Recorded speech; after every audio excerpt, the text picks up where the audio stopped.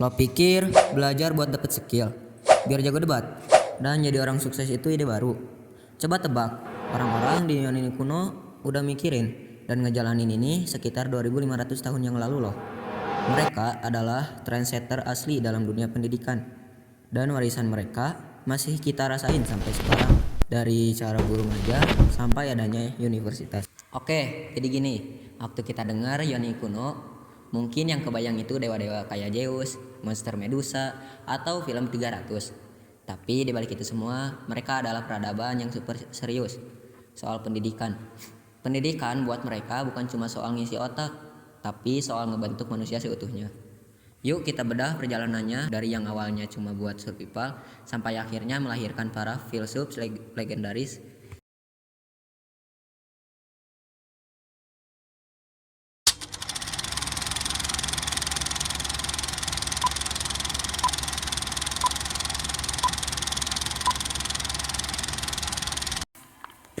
Nah, di masa-masa awal, nggak semua orang bisa sekolah.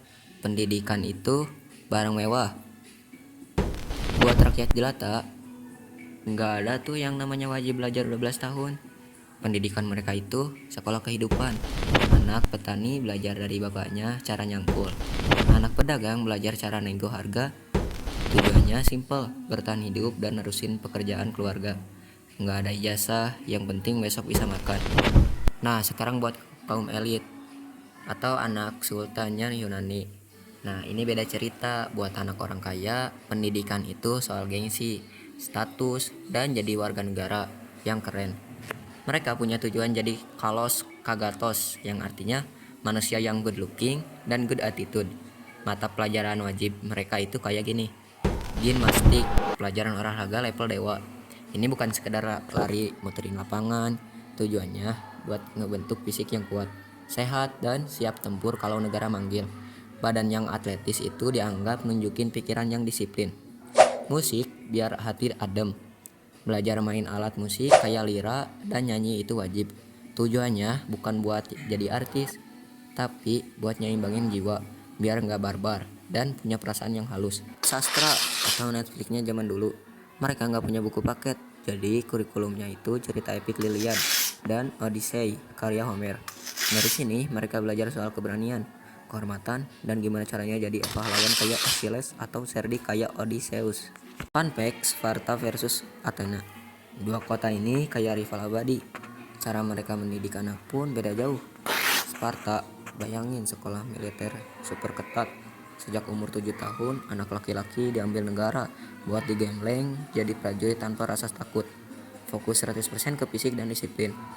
Nah, kalau di Athena, lebih chill dan individual. Pendidikan dikelola keluarga swasta, tujuannya adalah menciptakan warga negara yang cerdas dan aktif dalam demokrasi, yang jago ngomong dan mikir. Akhirnya filsaf dan para guru super keren. Masuk abad ke-5 sebelum Masehi, di Athena, terjadilah sebuah ledakan intelektual. Orang-orang mulai bosan sama penjelasan, semua karena dewa. Mereka mulai pakai logika dan akal sehat. Disinilah pendidikan naik level. Kaum sofis atau influencer dan mentor skill pertama. Mereka ini kayak coach atau mentor zaman sekarang. Mereka guru bayaran yang ngajarin skill paling penting saat itu. Retorika, jagonya ngomong di depan umum. Kenapa penting? Karena di Athena yang demokratis, kalau kamu jago ngomong, kamu bisa menangin debat politik dan jadi orang berpengaruh. Socrates atau si raja nanya yang bikin lawan bicara pusing. Socrates ini beda. Dia gak mau dibayar dan gak pernah nulis buku. Metodenya simpel, nongkrong di pasar dan nanya ke semua orang. Plato atau founder universitas pertama di dunia. Sebagai murid Socrates, Plato mikir lebih jauh. Dia mendirikan akademi, sebuah tempat di mana orang-orang bisa belajar filsafat, matematika, dan ilmu lainnya secara serius. Ini adalah cikal bakal universitas modern. Idenya, menurut Plato, dunia yang kita lihat itu cuma bayangan. Ada dunia atau ide yang lebih sempurna. Tujuan pendidikan adalah melatih akal kita biar bisa melihat ke dunia ide itu dan memahami apa itu keadilan, kebenaran, dan keindahan sejati. Orang yang berhasil, dialah yang pantas jadi pemimpin. Aristoteles, si supernet yang mengubah dunia. Kalau Plato suka yang abstrak, Aristoteles, muridnya, lebih hands-on dan realistis. Dia mendirikan sekolahnya sendiri bernama Lyceum. Metodenya, dia adalah bapaknya observasi dan klasifikasi. Dia ngumpulin sampel tumbuhan dan hewan, meneliti cara kerja pemerintahan, dan bikin kategori-kategori ilmu seperti biologi, fisika, logika, dan politik. Kalau kamu pusing belajar biologi, salahin dia.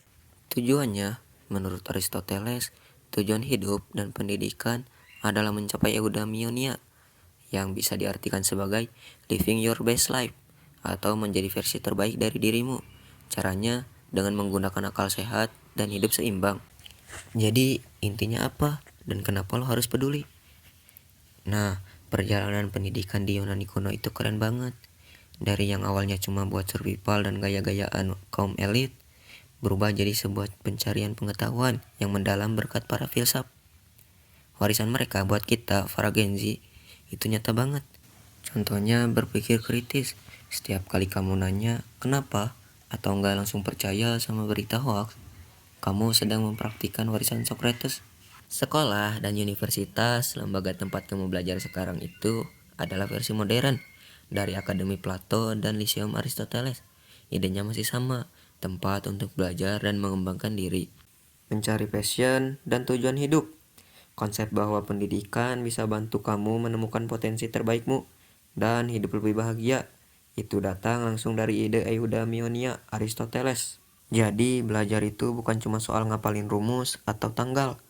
Itu adalah tradisi ribuan tahun lalu untuk jadi manusia yang lebih cerdas, lebih baik, dan lebih utuh.